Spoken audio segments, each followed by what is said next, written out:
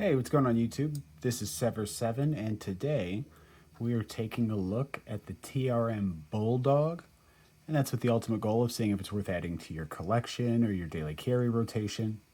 I got this from the Lefty Pass Around group. This was designed and OEM'd by TRM. And let's jump right into it. We've got for our front and back scales, we have this, I'm going to say knurled G10, very grippy,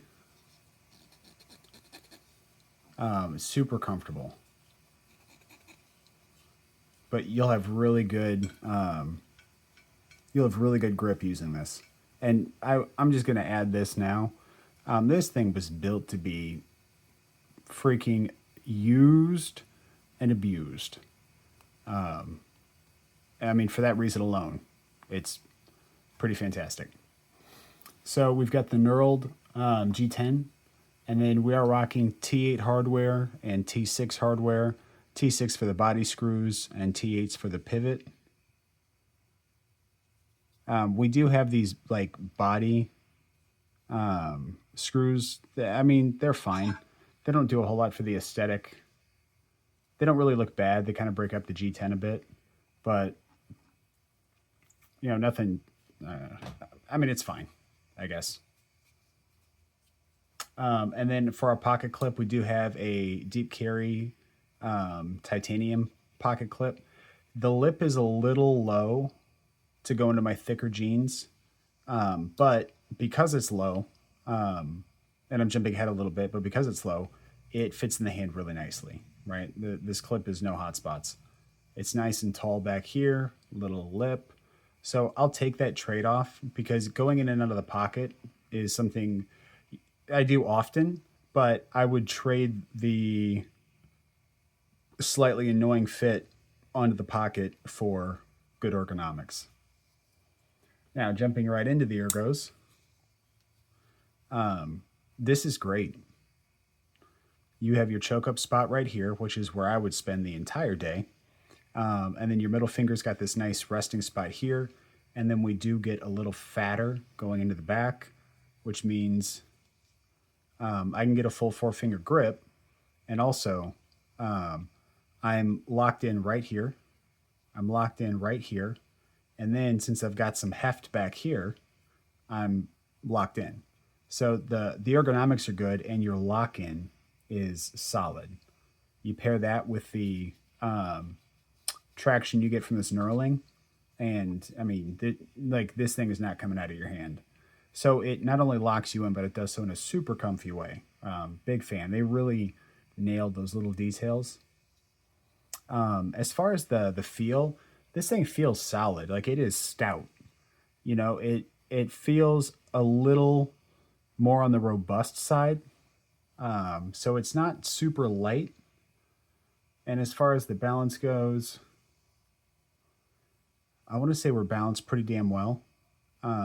Your pointer finger is going to go up here most of the time. But if you didn't, if you came back here, you still get a full 4-finger grip. And the balance is great. Now, I would rather have the leverage I get from being choked up and, you know, be a little butt heavy doing so. But, you know, if balance is important to you, you can just come right back here and, you know, it feels, you know, excellent. I mean, we know balanced means perception of lighter weight because the knife is balancing itself out, right? It's an even distribution of weight. But if you come up here, you still feel like you're in total control, and the weight doesn't feel a whole lot different. So this is where I would spend my time, choked up right here. And it, even if I push forward, I don't feel the corner because of the way they have it laid back a little bit, right? It starts up here. So even pushing forward like this, it looks like I'm making direct contact, and I don't feel any sort of like poking or jabbing or cutting or anything like that. So if you just have a normal grip on it, you'll be fine. It's not going to poke you or anything. We don't have any jimping, which seems like a missed opportunity because everything about this knife screams user. So not having the jimping is a little a little bizarre, but at the end of the day, jimping is there to lock you in. And we've already covered how many different ways this knife kind of locks you in, so I'm not too terribly worried about it. It just seemed a little out of place. As far as the blade, we are rocking a drop point style blade, super low tip, so it's going to be like the easiest thing on the planet to get that tip down to do cuts. We have a very nice stone wash, minimal branding, and we are rocking Magna Cut. This is also made in the USA. So, you know, even though we have G10, which is going to bring the price down a bit, we're still rocking USA made Magna Cut. So, you know, it's going to add a bit to the price. As far as the action goes, so I historically don't like crossbar locks because of the action, but they've done a few things here that I think are interesting. I've never seen a crossbar lock do this.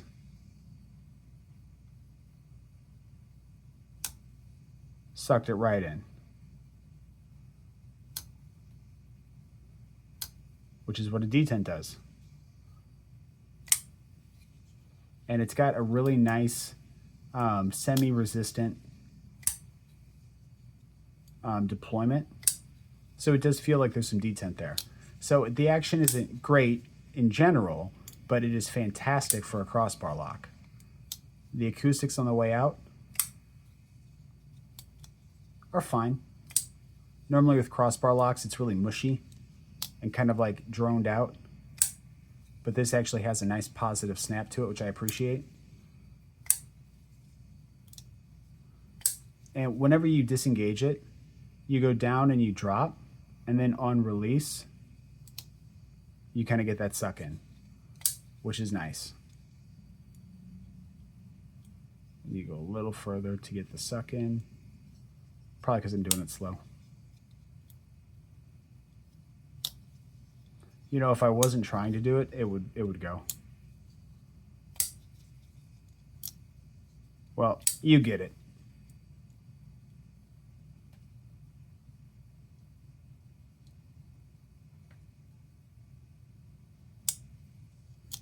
Maybe I was just dead wrong. Maybe I was just completely wrong.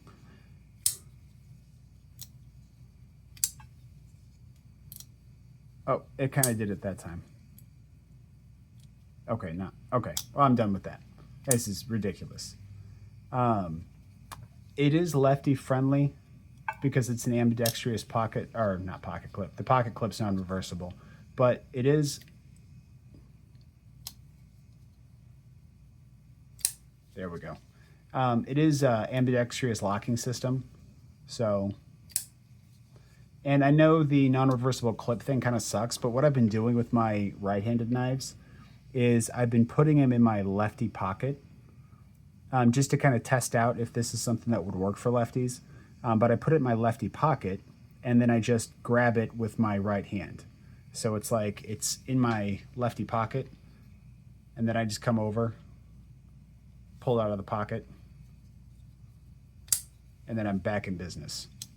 Just kind of testing it out, and if it's something that continues to go well, it'll be a recommendation for the lefties. I'm sure they've already figured it out, but, you know, maybe some of them haven't, and maybe it'll work for them, and they'll feel better getting right-handed knives. Maybe. Now, overall length is 7.25 inches with a 3.2-inch blade. That gives us a 79% blade-to-handle ratio, which is fantastic. Total weight is coming in at 3.5 ounces, so that's adding to some of the robustness and a couple of size comparisons up against the milled aluminum Civivi Brazen. Third best Civivi ever made next to the Visions. We're going to do the real steel Sylph.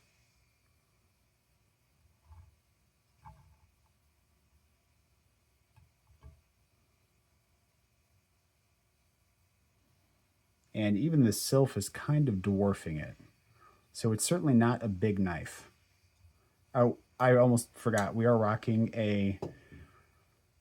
It's really thin, but I want to say it's a flat grind.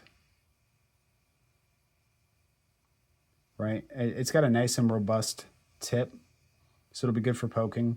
and it'll be good for slicing. We don't have a ton of belly, but just because of how high the grind is, we've got plenty of height to just move material, right? To just move right through it. I do want to do a paper cut, just because this knife is really begging to be used. It's hard to have this knife in hand and not want to go just shred boxes.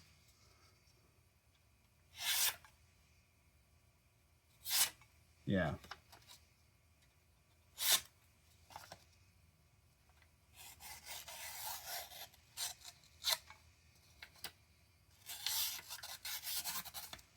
And what's crazy is that this has been used by a ton of other YouTubers before me. So the fact that we're getting that level of performance on something that's maybe been stropped is killer. They really crushed it with this knife. So for me, this knife would be a user, 110%.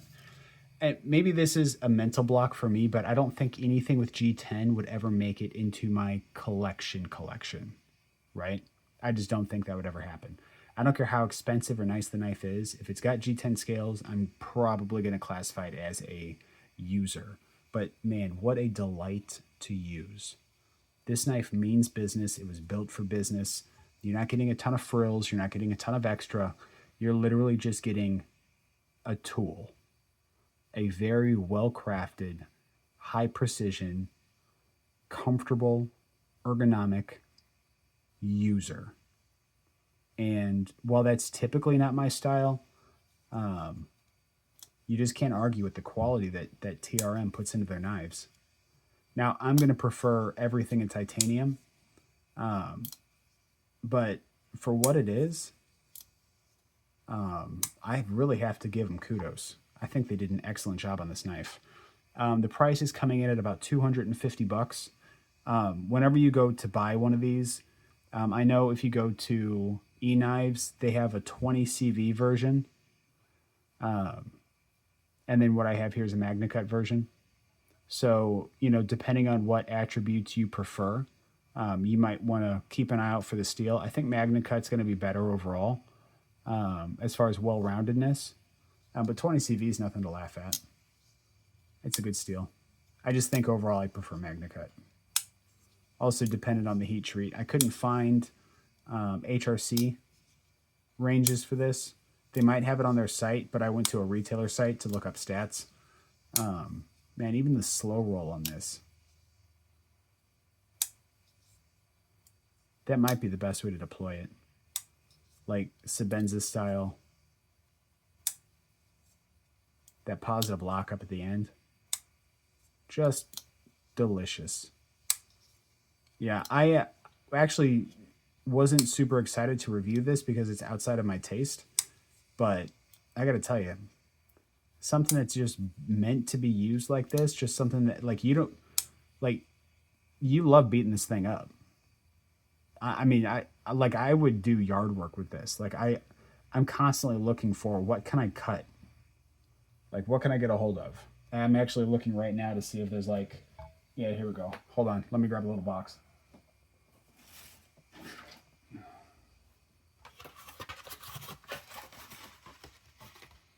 Here we go. I don't even do this normally, but like I'm just wanting to use the knife.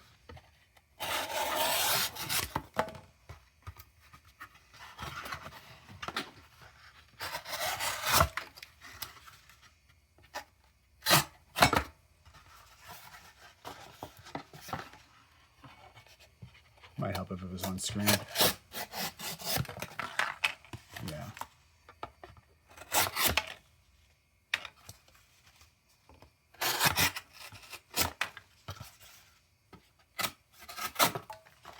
That was against the grain even.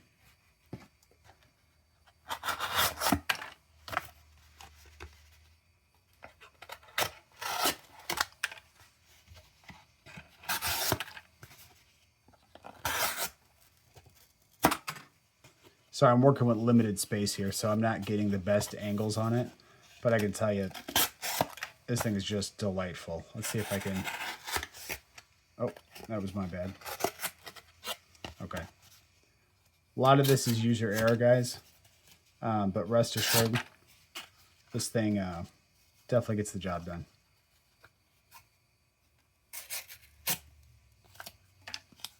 Man, I'm not doing this knife justice at all. There we go.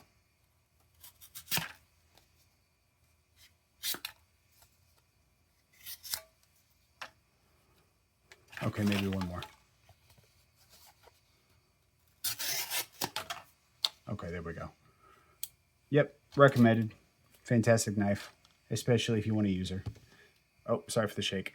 All right, guys, that's all I've got. So please like, subscribe, comment, share, hit the notification bell. If you want to help pay for shipping, there's ways to do that down in the comments. Or, I'm sorry, not in the comments, but in the description. And until the next time, guys. Sorry for the shake. Peace.